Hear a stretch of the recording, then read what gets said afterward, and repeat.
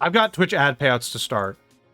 I don't know if I necessarily want to spend as much time as I would want to spend on it, but I want to run some numbers by you before I get into the ads payouts actual numbers. Or sorry, the actual blog post here. I want to throw some numbers your way, okay? So, first off, the idea of this is they're trying to give the streamers more ad payout, better revenue sharing, okay? So that's the idea. Here's some numbers. This streamer has average viewers of 618. That is, in the context of Twitch, that is a huge stream. Okay, that's a huge stream. Obviously, like if you compare it to other like big partners, you know, ridiculous. But this is a big stream, and that's I don't know what section they blocked out here. I don't know what section that's supposed to be. Maybe that's, I don't know what that is. I should look on the dashboard what that is. Is there. I'm gonna look on my dashboard and see what that is, just for context, because I'm like, why did they block that out? Oh, it's like revenue. That's revenue. Yeah, I was gonna say it's revenue. That's revenue. So yeah, that's perfectly reasonable. So 158 subscribers also is like that's a big number for anybody. But the average viewer count is what's important here. This is your concurrent viewers, and you can see how the average viewers from the 12th, and this person's obviously streaming every day during a week. More than likely, this is their full-time job at this point as a content creator. So, a lot of commitment. Making must be enough where they can make enough to live on, whether that's by themselves or as a roommate or with a partner, I don't know. So this is the numbers. Here's what they got for an ad incentive. If you run 1 minute of ads per hour and you stream 142 hours this month, they'll give you an extra $34.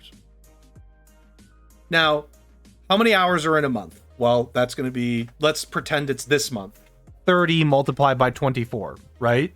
So 24 times 720. 720. Perfect. Thank you. You beat me to it. 720. So you're running, so like minus like what, 142 hours this month? So 142 hours this month, like what's the percentage of the month? Like, and then you have to consider that per week. Like, if this person's streaming 40 hours a week, okay, which it looked like they were streaming more like 31 to 35. So let's go with 31. They're streaming 31 hours per week. Multiplied by 4 is 124. So they have to stream more hours than they normally would on their own schedule. And they have to not much more, maybe an extra hour a day or so. It's something like that. Yeah, it's something like that. Not even that, like an extra hour every other day, maybe. Yeah. But still, they're asking you to stream more. And I've seen this consistent across most streamers I've seen put this graphic up. Okay. Mm-hmm. You have to run 1 minute of ads. Here's where the numbers get funky for me. 1 minute of ads is a $34 incentive. Okay. First off, for a whole month, getting an extra $34. To me, it's a bit comical. Yeah, no, this is a joke. That's a joke.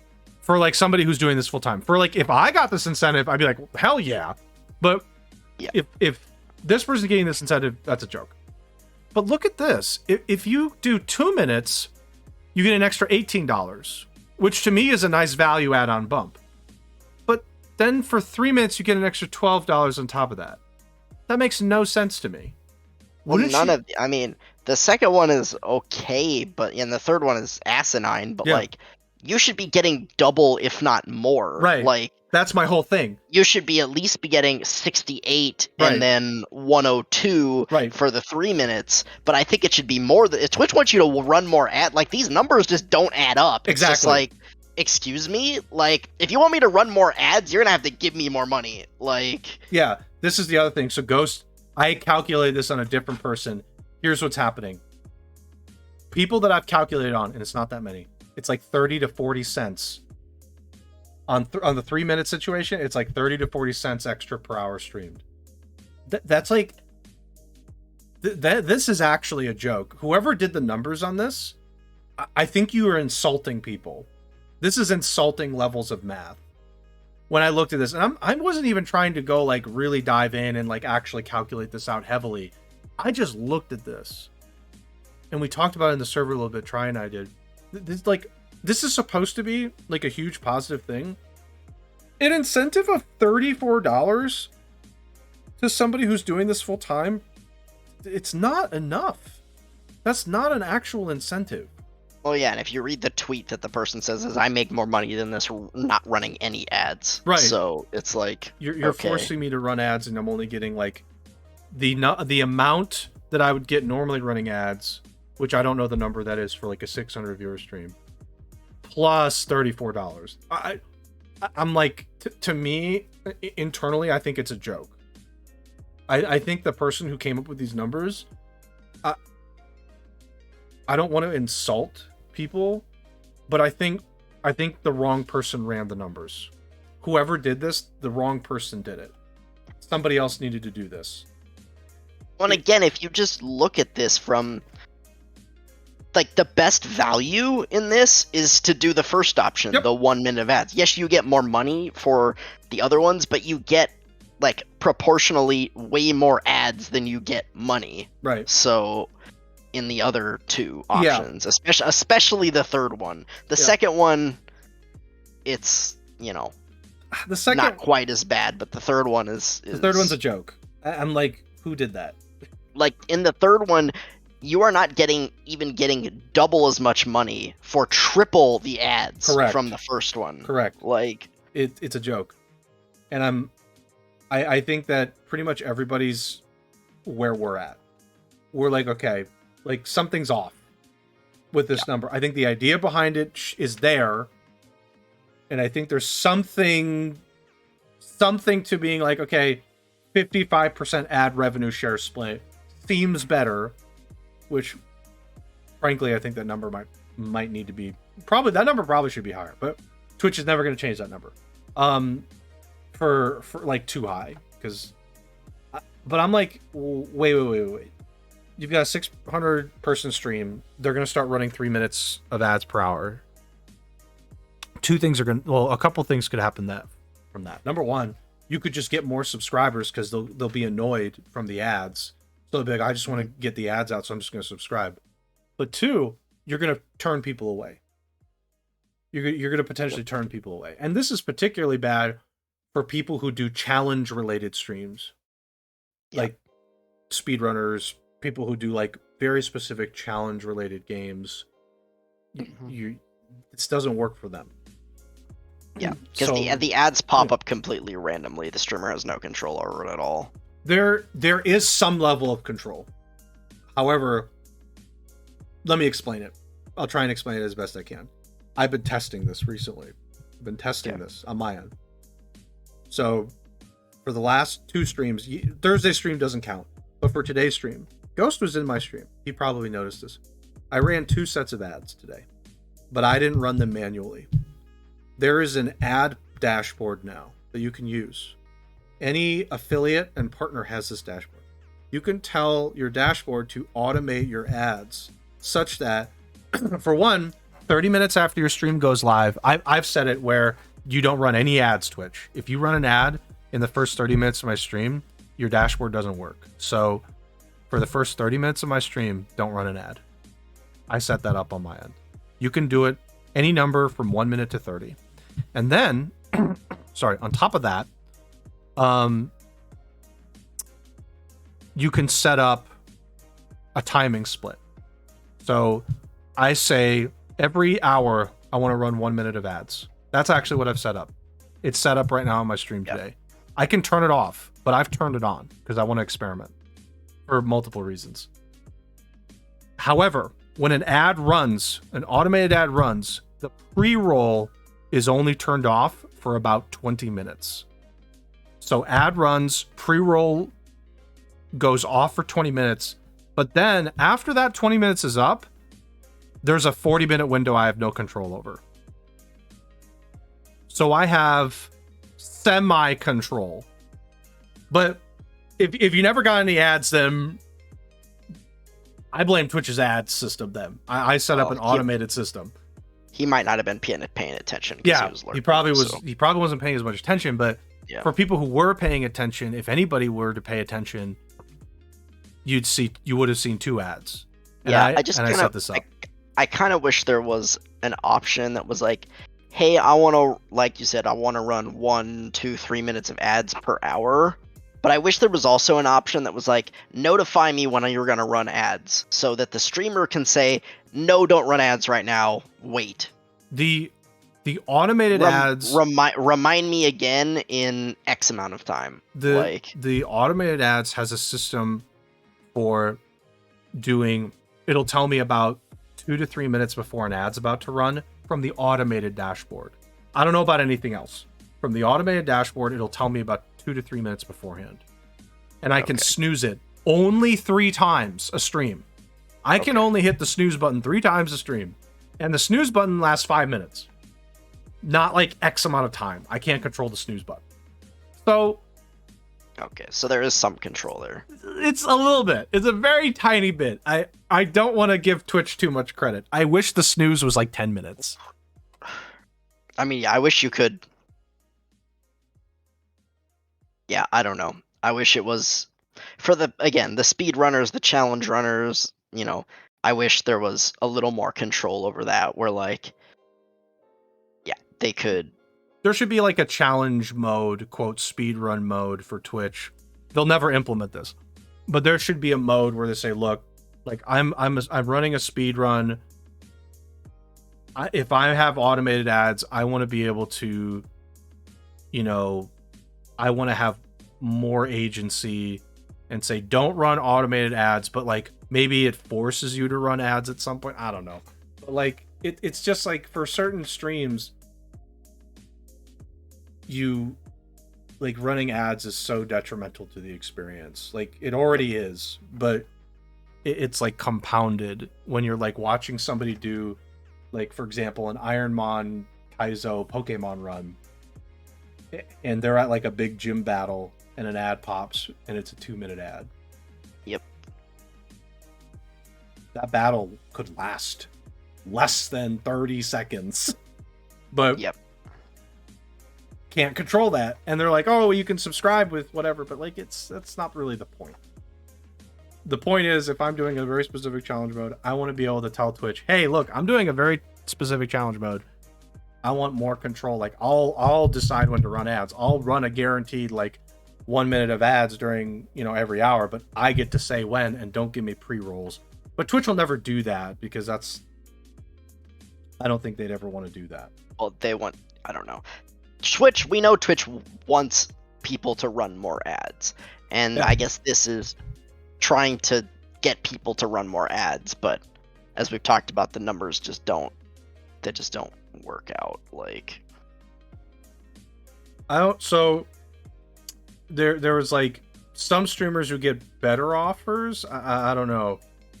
So here's another one that's like over 200 hours last month, and I'm pushing over 70. This isn't about hours streamed. I don't know why they're doing this.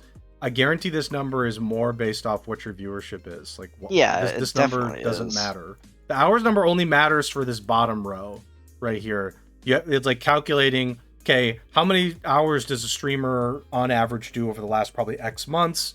Let's give them a number based on that. The other thing is like, do you lose if you don't stream the required number of hours? Do you lose all of this, or do you just get like a portion of it based on the number of hours you streamed? It's just kind of unclear. Yeah, that's very unclear as well. I would hope it's a portion. It's a portion of it. I mean, to me, this number has to be kind of like just an approximation based on how many viewers and how many hours on average that you have. Right. Like, how many hours that you stream and how many viewers on average that you have is where this number comes from. It has to, like... Here's another one. Person's a partner. So maybe they have like really good viewership, depends. But like $12, my offer is an absolute joke as well. Here's one. What the frick is this? 11, 14, 16. Who did the math on this? Who did the algorithm? Who wrote the algorithm for this? Who wrote the system? It's It's completely inconsistent too, which doesn't make any sense. This is horrible. If I was a partner, like if this was me and I was a partner, obviously like you're a partner, you get like probably get like a special Twitch contact. I'd have immediately contacted that person and said, "You need to redo my number. You need to redo it now." This one is offensive. Like this actually would insult. It would really insult me if I was a partner and I got this as an incentive. I'd say, "Nope, I'm insulted. This is very insulting. You need to redo this number. And if you're going to stick with this number, I'm never going to run ads ever again. You'll have to forcefully run ads on my channel. I will never run an ad again. No matter how much money I get, I would be insulted by this number, no matter what kind of partner I was." Like, come on. Make your stream 5% ads and we'll give you $16 for it. Which is just like, what are you doing? So the only thing that seems to be consistent about this system is the 1 minute of ads is the best value. Obviously it's the least money, but it's the best value in terms of money to ad ratio. Like, so this program apparently was available already, but now it's open to more Twitch partners. Affiliates are going to get it in August. I hope to Christ they fix this by them. I mean, I expect like maybe 99% of affiliates to not get much of a benefit from this, because you're looking at like affiliates as like that. I know it's like 3 to 100. You have to get to 100 for partner, typically for average viewers. Most affiliates I see, you're probably hovering around the 3 to 10 viewer range. More than likely. You're probably at 3 to 10 viewers. I am really curious to see an affiliate's who's got like maybe 10 viewers. That's a great viewership for an affiliate. I'm very curious to see what their ad incentives are. I half expect it to be like $2, $3, $4. Yep. And I'm just gonna laugh and be like, what? Did you know that if you look at the analytics of, like, for example, mine, and I have, no viewership really with respect to what I would consider like maybe a mid-tier affiliate, right? Which is like maybe 20 to 25 viewers. Ad revenue on my channel for a period of, I'm going to fix this so that it's from June. Can I do like a very specific range? Let's do like June 1st to 18th. Okay. From June 1st to 18th, I've made 50 cents worth of ads. I've made 50 cents in 18 days on ads. Mm-hmm. So I fully expect the incentive that I receive, for example, to be like, your incentive is $1, $2, and $3. Well, no, it'll be $1, $1.50, and $1.80. Yeah, that's what it's going to be. And I'm going to look at that and go, okay. And I'm just going to go about my normal day. Yep. I mean, look, I guess the one thing you can say is it sounds like, people are going to get more money for running ads, which is good, but it's still kind of a joke. Like, yeah. So I don't know, like, when this ads management thing went out to affiliates, but they mentioned it in this blog post. You can adjust your ad density in Ads Manager right now to be ready. So that's what I did. I don't know if that was actually something that was launched with this blog post kind of coming out. But it just, I don't know. I thought this was like kind of a great idea to increase the incentive, but also do a program like this where it's like, hey, if you do 40 hours this month, which is maybe like 5 hours more than usual or something along those lines, we'll give you like, and you run a minute of ads. Well, we have this like thing that, checks, okay, your viewership's like 50 viewers a month, or let's say like it's 100. You have 100 viewers a month. Normally, if you ran a minute of ads, you'd get like $2 to $5 per run of ads if it's a minute. So our incentive to you is going to be like, we'll give you $50 at the end of the month for your 100 viewer stream if you do this. And if you do 2 minutes, we'll give you 115. And if you do 3 minutes, we'll give you like almost $200, which is like $200 for an 100 viewer affiliate stream at the end of the month. That's is a lot. Really big.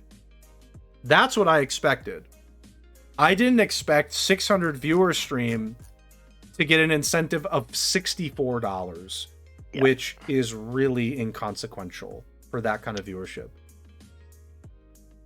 I would have expected this number to be more like $400. Yeah, I mean, it would be interesting to see how much they made on ads before this. Yeah.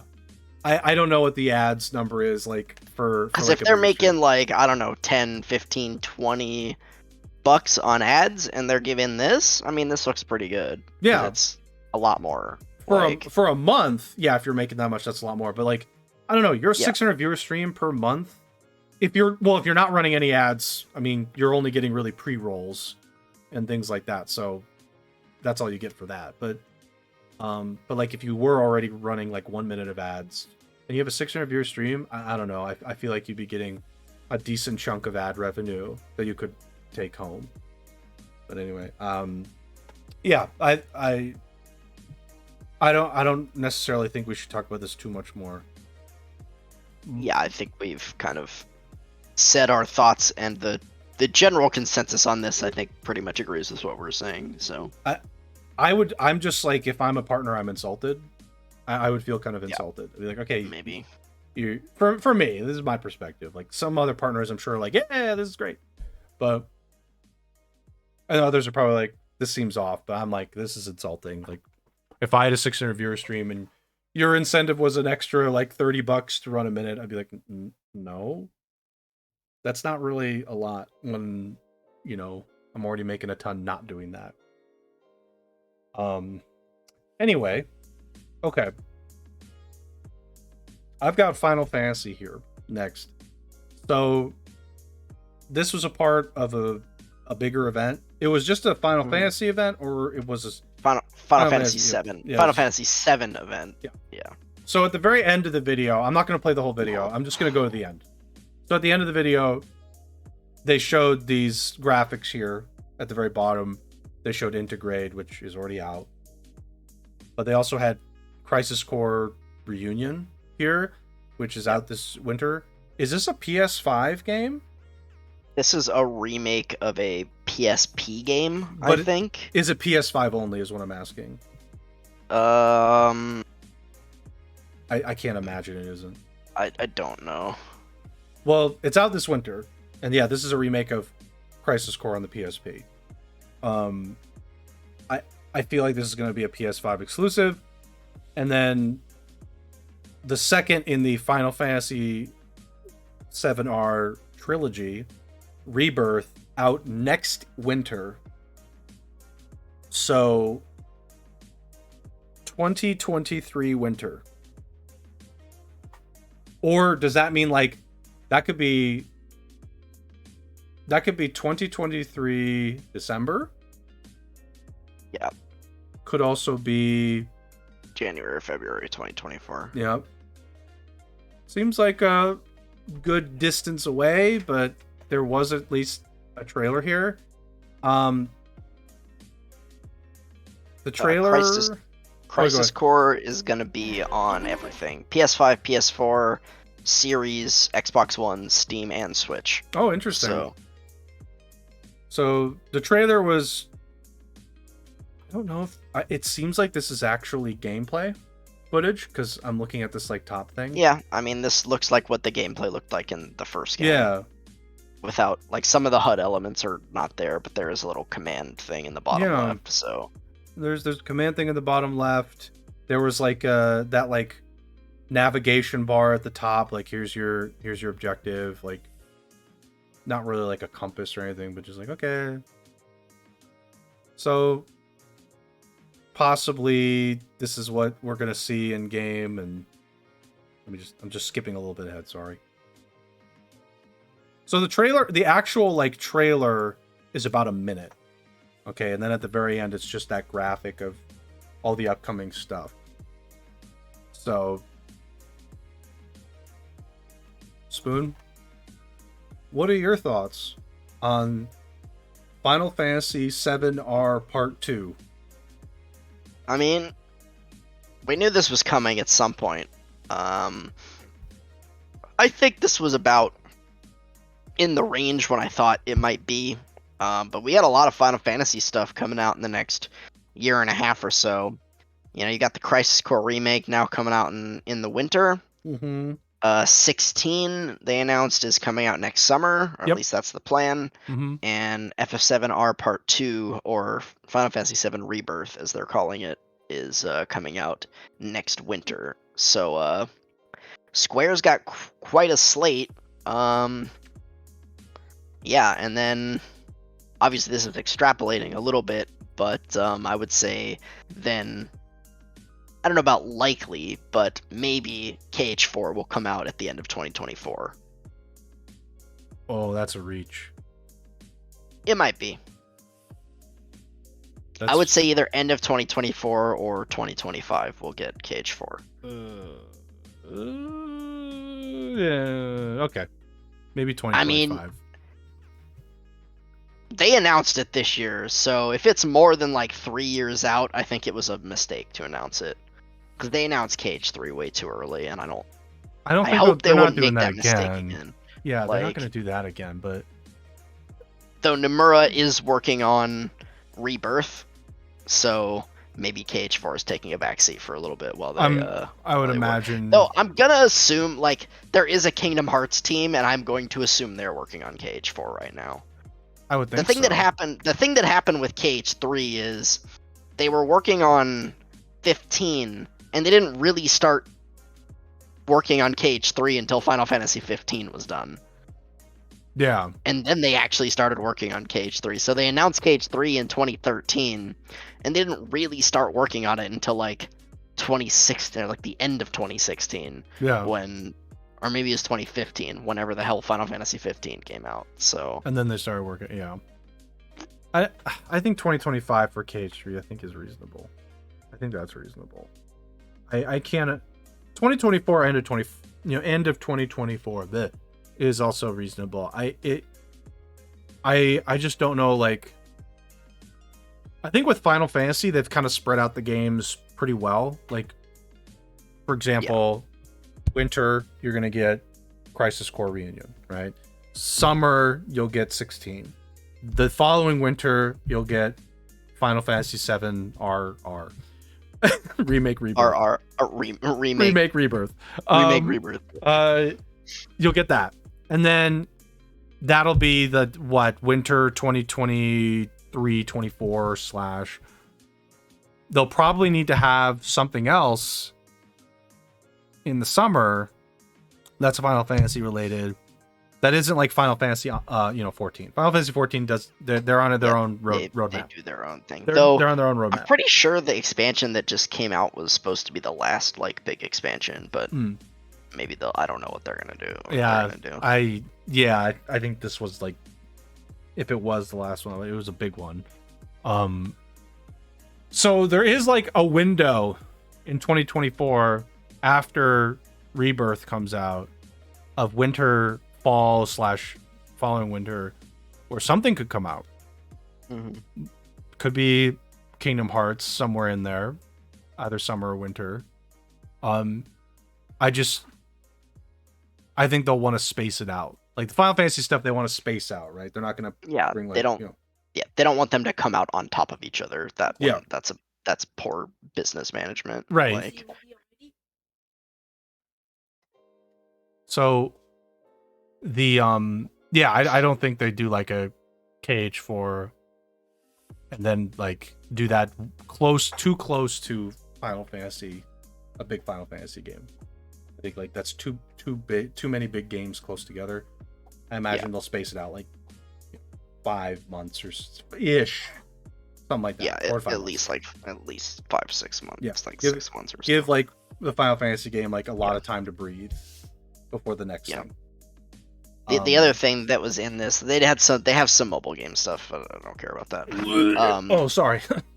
FF7R Integrate is on Steam now, as opposed to being an Epic exclusive. Oh, thank God.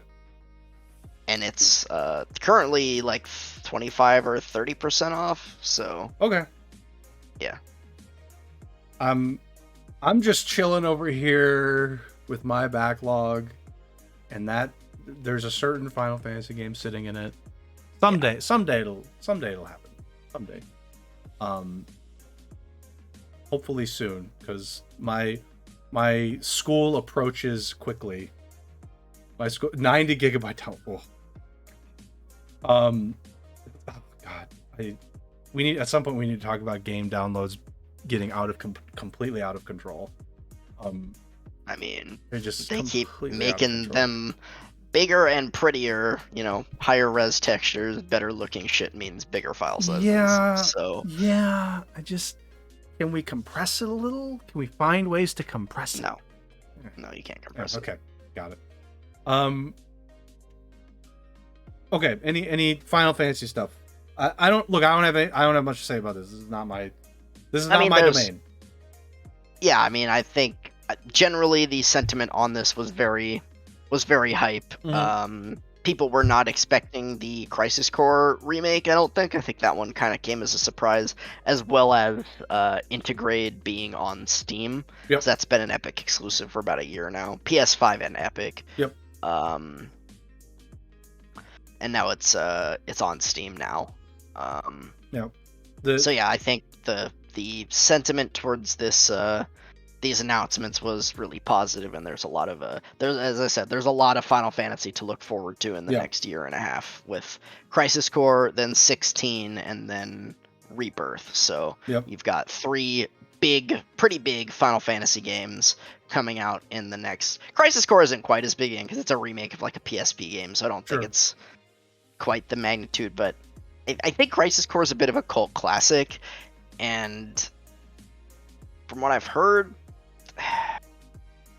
I don't know a lot about it. I think some people like it, some people thought it was just like clunky and thought it would be a lot better if it was on the PS3 back in the day, but it was on the PSP instead. So I think people are happy to see a kind of fully imagined console version of the game, and see and the game acts as it's a prequel to Final Fantasy VII. Yeah, I'm sure there's that diehard Steam community that's like, we'll never get a game on Epic Game Store. They're like, so we'll wait the full year. But for me, I don't know. Different topic, but I'll never understand that. It's like, okay, but just if you just want to get it, just get it. But I don't know. Very interesting, I'll say. Very interesting sometimes. Any other stuff? Otherwise, we'll move forward. Oh, I think the rest of this is Bethesda and Xbox stuff, I think. Yep, so we can move on. Okay, let me move this forward first, because this is obviously the global thing for the next couple topics. Okay, so Xbox, Bethesda, and I'm just gonna put Activision in here, but it's obviously wasn't a big headliner in here. Had a showcase this past June 12th. Sunday. Yep, yeah, which was Sunday. They had it in the late morning for Pacific time folks, and they showed off a lot of stuff. It was an hour and a half. They showed off a lot, and I do want to say a lot. We got to see Bethesda stuff. We got to see Forza stuff. We got to see indies. Pretty much everything here that was shown. I think it's safe to say that over 80% of the game shown, if not more, the reason why they were in this is so that Xbox could say these are on Game Pass, by the way. So you have all this stuff. Sea of Thieves, obviously, keeps going. Grounded 1.0 got announced. Let's see here. Nothing Halo related besides this Microsoft Flight Simulator, by the way. Halo was not even discussed at this. I don't think Halo was talked about at all. Was Halo mentioned at all? No. That's really a bad sign. I mean, we kind of know that Halo is in the shit can right now. But like, to be honest, it's out. You should have at least had a trailer for season 2 and said, "Hey, did you know season 2's out?" You should have said something. It's been out for a month. Say something. There's a lot of stuff that was talked about here. I'm like scrolling through it, but there was a ton. And the big things I think we should talk about here start right here. Early on in the showcase, Xbox, Microsoft, and Riot partnered up, and next year, I think it is. It's like next year. Every Riot game will be on Game Pass, and for like games like League of Legends and Valorant, I think is the same way. All the champions and characters for Valorant are going to be available when you play on Game Pass.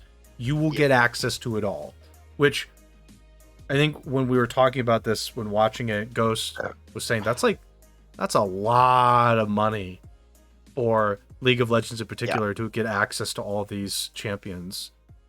And so that was probably the biggest announcement from at least my opinion of the entire thing was that not the most exciting announcement personally for me, but like it was probably the biggest one in the just sort of magnitude gaming community type. Like my jaw was on the floor basically when this announcement happens, and I don't get like that surprised / shocked very easily. I audibly was saying things like there's just no way, and I was not talking, I was watching by myself at that point. I hopped in the call later, but like when this announcement happened, as I was like, no effing way that they actually did this. Like this is what happens when you play with Monopoly money.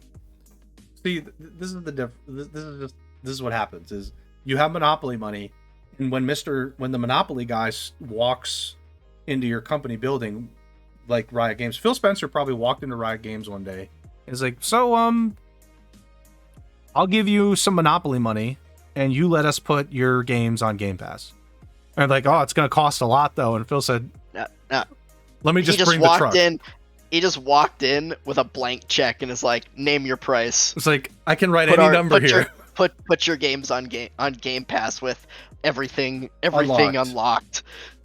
I don't think skins, not like skins, the in-game items. Not skins, like the characters. The characters. And there's like this blank check. It's like, any number. You can write any number in here. Did you know that? Any number, and it'll clear. What a huge, huge deal.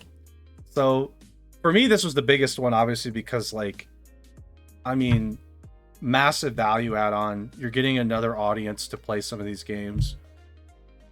And also, whenever new League players start up, you can literally just tell them, did you know you can just, get every character when you have Game Pass? Yep. And then they can just, have a Game Pass version and just play it on Game Pass. Now, Game Pass, obviously, when you use that version, you're paying this subscription, but it might be a way for a person to subscribe to it for a certain number of months and use that as a period to practice with characters they don't already own. Yeah. And then buy them in the game. I don't know. There's kind of interesting things you can do with something like this. Yeah. Or you can just if you already have Game Pass, you can just have it now. Now you just have all these champions in the game. So yeah. The only thing that I thought about when they announced this was, and I'm sure they will do this because they would be insane not to, is that for people who do already play League a lot and who have existing accounts, they have to have a way to link League to your Game Pass account and for it to read that you have Game Pass and unlock all the champions for you. Yes. Because if they're going to make, current League players make a new account with Game Pass or something like that, that's suicide. That's just not going to happen. No. I think the reason why this is going to take over a year from the announcement is because they have to make sure that works. Yeah, they have to link the two clients together, basically, so that I think they can talk to each other, and the Xbox client can tell the League client that you have Game Pass and that you need to have all the characters unlocked. So yeah, but just this was a big one from my perspective, at least. Complete shock, not expecting that. let me see. Okay, then this is just talking about this. Okay, so the other big ones, Redfall. So Redfall got I think it was a trailer. I don't was there gameplay? I don't think there was any gameplay. There was gameplay in the trailer. In the trailer, okay. So there's gameplay in the trailer. It wasn't like Starfield where it was like an extended gameplay demo. It was kind of like a normal trailer where the gameplay was kind of like just very short snippets here and there. Right. They were cutting a lot. So. Yep. So here's this is obviously gameplay. This is a gameplay shot. Yeah. I can't imagine this isn't a gameplay shot. So you're getting some of that. Oh, trying to play it. There we go. So this is gameplay. They're doing the whole okay, walk super slow, be methodical kind of demo gameplay, just so everybody can see things. I'm skipping ahead a little bit just to. Okay, here we go. So, and then here's actual fighting, or in this case, shooting. Oh, nice. Love that. I didn't get to see the very beginning of the showcase, but yeah, I think this is I don't want to say as highly anticipated as something like Starfield, obviously, but I think this has there's some interest here. I think there's interest in Redfall. So yeah, I don't know. Some of the stuff that I was seeing, people were not that impressed with this trailer. Like, it just kind of looks a little generic, I guess. Like, it just kind of looks like Left 4 Dead to me, right? It's just like, hey, this just kind of looks like Left 4 Dead. We'll see what's different and unique about it. Like, yeah, they have, I think 4 different characters at least that they've introduced. There's this sniper guy. Yep. Some kind of engineer character. Yeah. Oh. Someone with a javelin, clearly. And then there's this shield. Telekinetic threat in shield. Student debt. Oh, there it is. I think Left 4 Dead is a really good and easy comparison because it's a multiplayer co-op happening here. Yep. There's up to 4 people, it looks like, and you're fighting vampires, but you could replace this with zombies, and I think you get something similar in identity. But the difference here is, I guess, the vampires, these ones obviously have guns. It's a little different. It looks maybe a little more methodical than Left 4 Dead is, and there's not going to be as many huge hordes of enemies. Yep. But the idea looks very similar to Left 4 Dead for me, and maybe this will be good because I know people were somewhat unimpressed with Back 4 Blood. I know it was fun, but I don't know. I remember the sentiment on that game being a little bit kind of eh. I can answer that. You play it once, and there's really not much reason to do it again. For me, which is unfortunate because with Left 4 Dead, people played the hell out of that game. I didn't play the multiplayer PvP stuff, but once I finished the campaign with the group, I just didn't want to do it again. I just had no reason. I just didn't want to do it again. It was long. For one, it was pretty long. But 2, it was I don't know. It's just because it was too long. I don't want to go through that again. So that was another reason. But yeah, I'm hoping this has a better launch than something like Back 4 Blood. Back 4 Blood, I mean, I was super excited for that, and I can't say I was disappointed because I enjoyed it, but I will say that I think one playthrough of Left 4 Dead of Back 4 Blood was enough. It just it just wasn't everything that you wanted, right? True. It was so True. in that way, it wasn't completely disappointing, but it was somewhat disappointing. Yeah, somewhat. Right? Yeah, but I won't say I regretted playing it or anything like that, right? Yeah. Right. You don't regret your purchase or anything, but you wanted a little more. You wanted a little more out of it. Yeah, I did. What you got? Yeah, I did. 100%. I did. And I think that was the general sentiment with it. Was this is pretty good, but it wasn't the crack that Left 4 Dead was, right? They wanted Left 4 Dead again, and it wasn't quite that, right? Yeah, no, I'm so what else besides Redfall was something to highlight? Can we highlight Persona? Let's go to Weeb stuff. Yeah, that was a relatively big announcement for. I think that was a big one. I'm just gonna say generally a big announcement. They hit the Weeb quota for the show. Microsoft and Xbox have like a 1 to 2 game Weeb quota, so they hit it. Yeah. You know, they're good.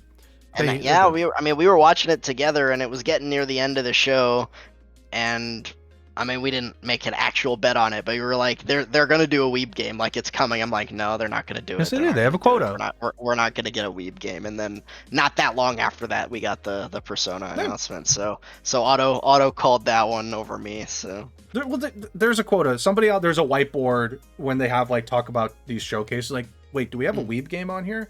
No. Okay, we gotta get something. So, I think this is a really big one. Obviously, like P5 Royal, and I know like Persona 4 Golden, but like P3, is that like an easy to access game? Persona 3 is only on the PSP right now still. So this is like, I thought this was a big one. And Persona 5 right now is also it's still a PlayStation exclusive right now. Persona 5 is. It's only on PlayStation. So yeah, Persona 4 Golden is they released that on Steam and I'm sure other places. So Persona 4 you can get not everywhere. It's not on Xbox yet, I don't think, or Switch, but they like Atlas went on and talked about this, and all of these they are coming to Game Pass, but they're also coming to like Steam, Switch, Xbox. They're coming to everything basically. So obviously, this was the Microsoft showcase, so they were saying that they're on Game Pass, but they're also going to be on Steam if you just prefer to buy them on Steam. Yeah, I mean, they just wanted to tie that into Game Pass for sure, which is it's a good, you know, it's a big one for Game Pass to get. You get the quota for the Weeb games, so that's obviously important. But I think just generally the series is gotten more popular of late. So after P5, it was always kind of a cult classic-y type series. Like it had its fan base, but Persona 5 blew up for sure. It was way more popular than any of the other games. That one mainstreamed it. That one mainstreamed it. Yeah, sure did. So getting the only one I knew of that was like I was seeing a lot of talk about was the Persona 3 one. I was like, oh, everybody's talking about this one because I was like wondering. That's why I asked, like, is this hard to get or something? Yeah, I think that's one that not a lot of people have played because it's probably out of print and it's only on the PSP. So that's your good luck. And that's why it's called Persona 3 Portable. It's called Persona 3 Portable because it's the PSP version. Sure. It was originally on the PS2, I think, but they made a PSP version which is better apparently. Like there's more features in it and stuff. Got it. Okay. Well, I mean it's big. It's big getting 3 games obviously on all the platforms, but like for Game Pass it's just value add-on. So this was a big announcement. Yeah. And you're getting P5 off of the PlayStation exclusivity as well. You're getting it on everything. Yeah, so. It's off of that. Let's see. Oh god. Okay, we gotta talk about Starfield now. I think that was let's do. Oh wait, which other one? We can talk about Starfield. I do want to mention. Scroll down a little bit. There was that Ara History Untold. You went by it. It's in the first block of games. Oh, first block of games. Okay. Ara History Untold. Yep, this one. Found it. Oh, I clicked Learn More. Oh, here we go. This is a This was the Civ like. This is a. They're calling it Grand Strategy instead of 4X, so maybe it'll be a little more like Crusader Kings or something like that. But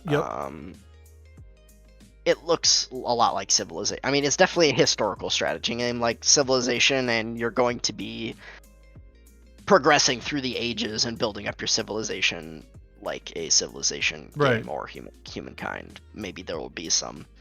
I'm sure there will be different mechanics because there's a lot of ways to go about this. We saw Civ does it one way, Humankind, it's a similar game, but it does it a completely different way, right? Like that game is, despite them being Same genre, the same but type of game and genre, and that it being a historical 4X strategy game, they play they're basically different. completely differently. They play differently.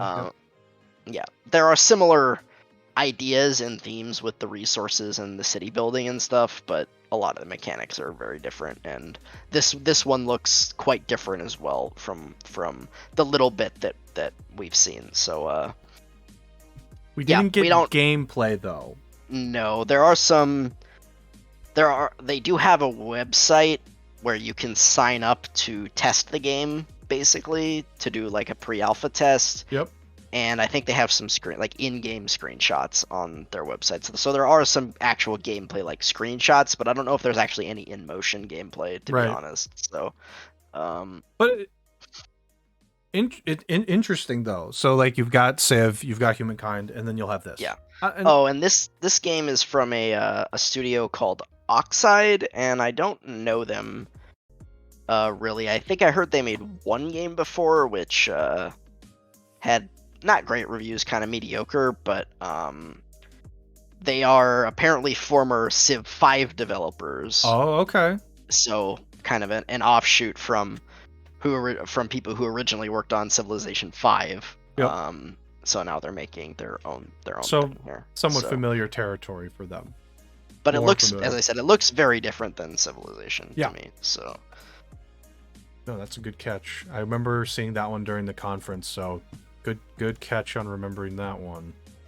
Yeah, and I mean, you know me, I like those types of games. So. Yeah, I mean, there's other stuff that I don't want to like go through all of it, but I just wanted to look at Starfield because that was the other big one. But like for me at least, like Grounded has been out, but not in a 1.0 state. So it going to 1.0 is a big deal. This is the Obsidian group, the Obsidian devs. So they're like, I have confidence that one's going to be pretty fun for people who like that genre of like kind of that survival genre. And like the Flint got locked Siege of Dawn, like that was interesting, semi-interesting game. Yeah, that looked like it might be fun. That was the action game, kind of interesting. Yeah, third person action game. Yep. I don't know what other ones. I don't want to talk about Fallout 76. There was another Team Ninja game that looked kind of like Nioh. I don't remember what it was called. That's right. Is it the Naraka Blade Point? Is it this? Is it?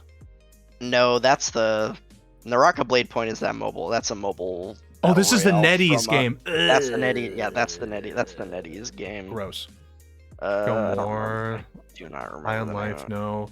Not Benedict. Wulong Fallen Dynasty. That's the one. Yep. So there's that one.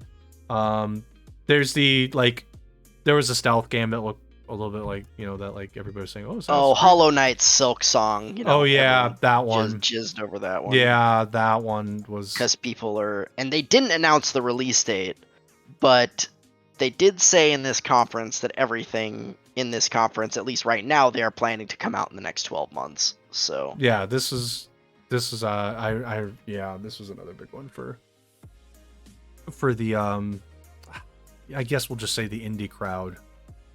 But Hollow Knight's quite popular. This game is very well loved by many people. Yeah. It's a really good indie game. And this is Game Pass also, so just more highlighting of Game Pass. Okay.